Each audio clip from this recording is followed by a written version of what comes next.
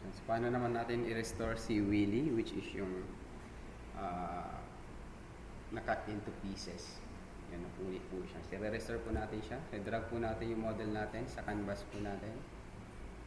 Oh, sorry. May image pa ako dito. Make a new document. Alright, international paper. Okay. I-rotate natin yung canvas natin. Go to image. Image rotation 90 clockwise. Alright. Then we will drag our model, which is Willy, sa Photoshop. Yan. So, ilagay natin siya sa igid. Yan. This one. And then, the other one is this part. Ayan. So, lagyan natin dito ng before. Ayan. Palitan ko lang ng typeface. Cebu. Ayan. Ito transform. Scale up po siya.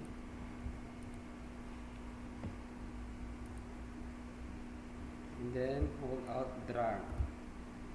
Then, ito naman yung after niya.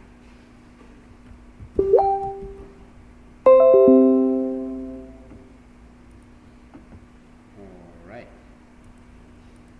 Next, set up po natin. So, ito ay wala na akong gagawin dyan. I-group ko na to, ilalak ko ngayon. Dito yung lock. Para hindi na siya pag nag-select ako dito, hindi na siya mag-tweet. Ilalak natin yan. Yan, hindi ko na siya ma-move. So, ito lamang po yung dyan ako magtatrabaho. Since ito yung before, hindi ko na siya gagalawin.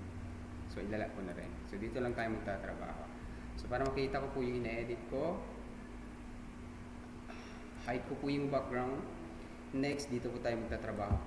So, as you can see here, meron tayong nakalabas na ganyan na icon. Meaning, pag ganyan, nakakonvert smart object ka o smart object thumbnail. Uneditable po siya. So, para ma-edit po natin siya, right-click, rasterize layer. Yan. Next, buburahin po natin yung background, yung puti. So, paano yun? Let's use the eraser tool. So, dito yung eraser na which is traditional. Ang gagamitin natin is magic eraser tool. So, paano gamitin yung magic eraser tool? Once na ganyan yung cursor natin, ibig sabihin naka-caps lock ka. Try to caps lock again. Babalik ko yan sa dati yung cursor niya. Yan. So, saan nakatip po yung icon ng eraser, din po tayo mag-erase. So, paano po yung application po nito? It depends with the tolerance niya. May tolerance is 10. Ngayon, pagka-click mo dito, lahat po ng white pixel na karugtong po nito ay madidelete. Pagka-erase po natin, as you can see here, na-erase na po yung mga white pixel. Since parang nabibitin pa ako sa pagkaka-erase ngayon nung yung pixel niya. Pag-erase ko kasi, pwede ko pang dagdagan yung tolerance. Ando ko lang, dagdagan ko yung tolerance. So, trial and error po ito. Depends po sa resolution po ng image. And then, erase ko ulit. Yan. So, once na-satisfied ka na dyan sa pag-erase mo, kasi nga, once na sobra rin yung tolerance mo, mas kasupper din po yung design. For example, ito. Yan, na-erase po yung mga unwanted pixel dyan. So, ayaw natin mangyari yun. So, pwede natin ibalik ulit. Balik ko lang sa atin. Highlights, and then 10. Enter. Then, try natin erase. Yan. Kailangan hindi ma-erase po yung mga. Para sa akin, okay na po ito. Next, gagamit tayo ng Quick Selection Tool.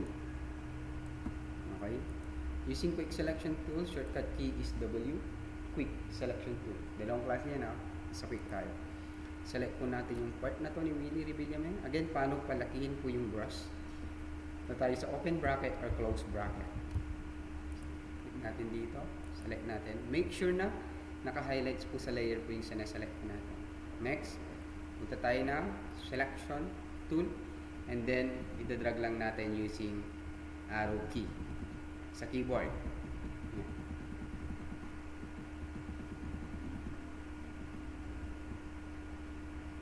Yan.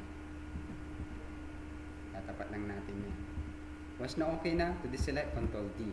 Yan. Okay lang yan kasi arreglan din natin yung mga. Next, make another selection here to this part using Quick Selection Tool. Click, And then, bitawan na yung click. Okay na siya. Then, punta ng selection tool.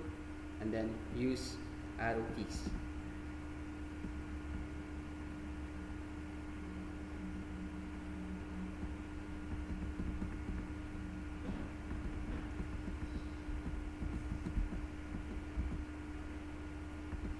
Ayan. Control dito to select. Same as this part. Itong part na to, ganun din kung anong procedure natin. Doon sa nga to, ganun din sa may baba. Alright. Ganun ulit yung process natin. Isang ko na lang.